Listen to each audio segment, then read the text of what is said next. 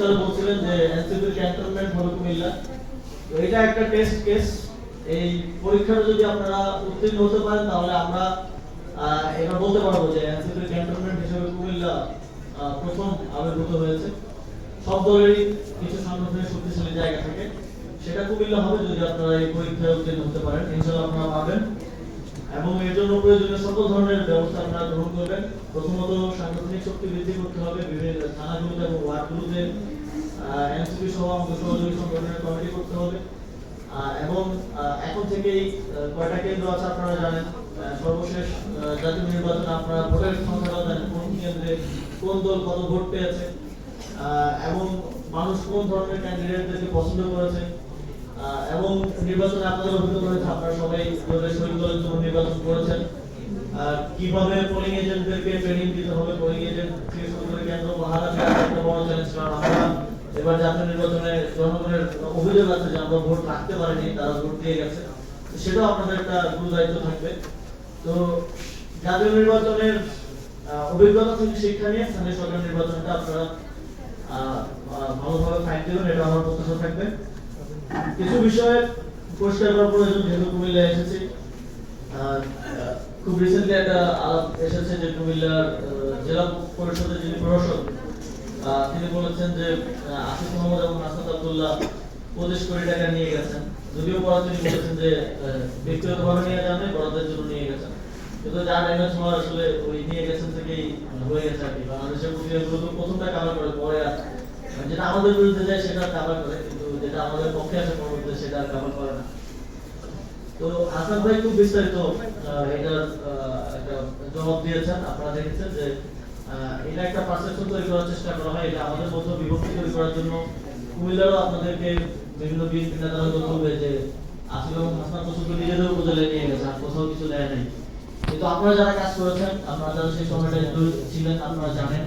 আমি আজকে যেখানে দাঁড়িয়ে আছি কুমিল্লা সিটি কর্পোরেশন, কুমিল্লা সদর এবং সিটি কর্পোরেশন মিলিয়ে 11 কোটি টাকারও বেশি বিশেষ বরাদ্দ দেওয়া হয়েছে এবং সাধারণ বরাদ্দ তো আছেই।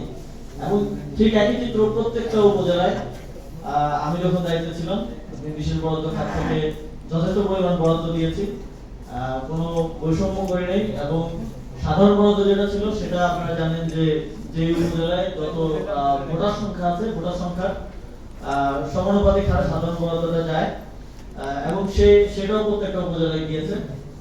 হাসান ভাই খুব ডিটেইল সেটা ব্যাখ্যা দিয়েছে।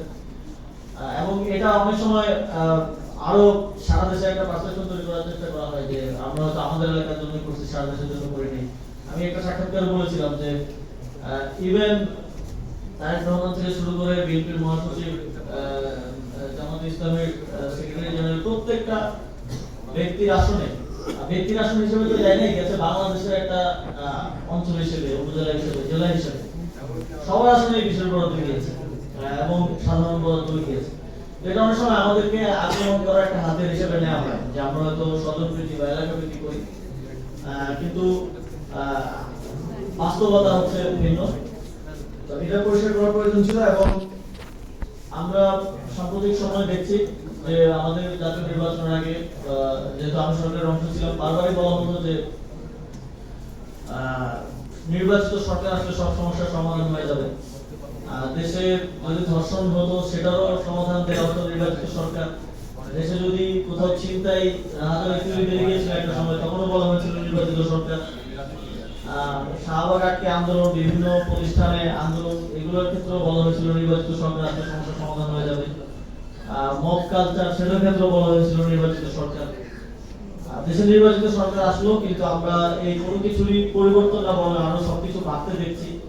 আমরা দেখছি মব জাস্টিস বেড়ে গেছে। আমরা দেখছি মাত্র এই মাসেই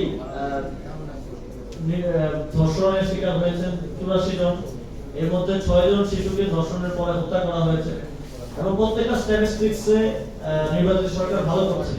যে খারাপ খারাপ জিনিসগুলো আছে সেগুলোতে স্ট্যাটিস্টিক্স ওয়াইজ নির্বাচিত সরকার এখন আস্তে আস্তে আরো উপরের দিকে যাচ্ছে।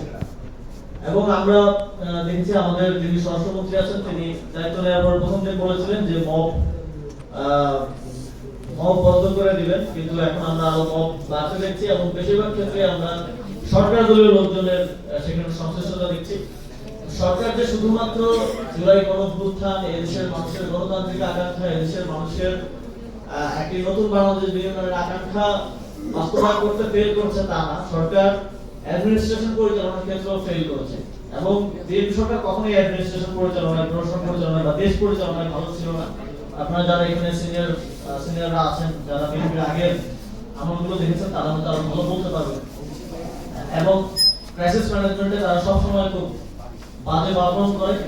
আমরা দেখেছি যে তারা বলেছিল যে বিদ্যুতের দাম বাড়বে না, কিন্তু বিদ্যুতের দাম 2 বছরের মধ্যে বাড়বে না বলার ঠিক 2 মাস পরে বিদ্যুতের দাম বেড়ে গেছে।